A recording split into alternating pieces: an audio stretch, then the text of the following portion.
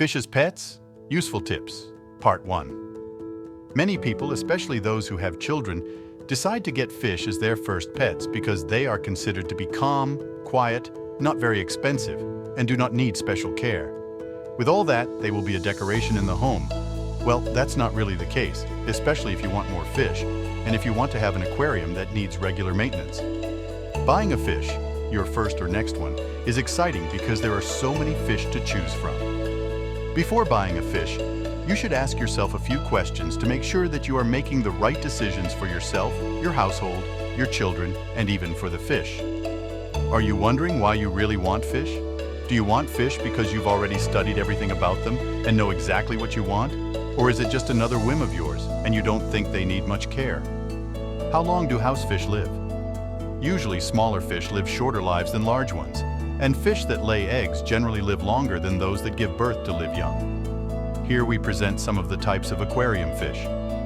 Bettas are one of the most popular fish and usually live up to 2 years.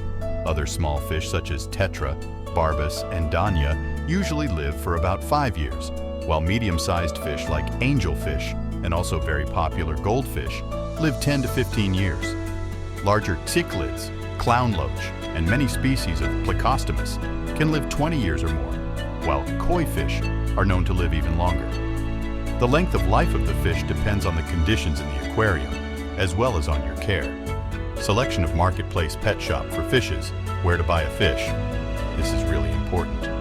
Before making a purchase, be sure to inquire about the store and the expertise of its staff.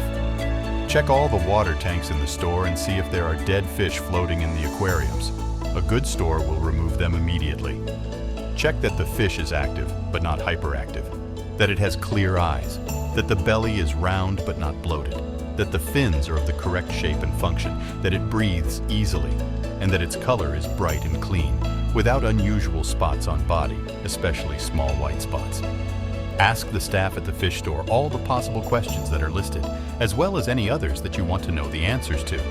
If the staff doesn't know the answers, think about whether you want to buy your fish from that store.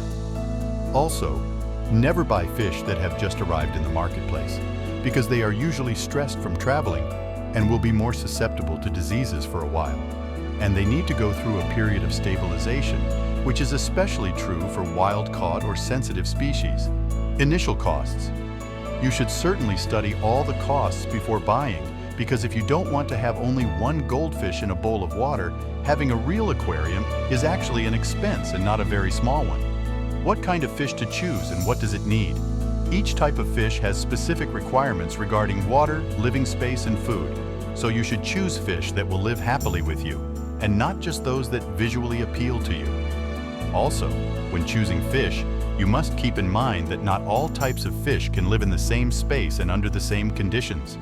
Therefore, always first research the type of fish you intend to buy and/or ask if they require special conditions. To be continued,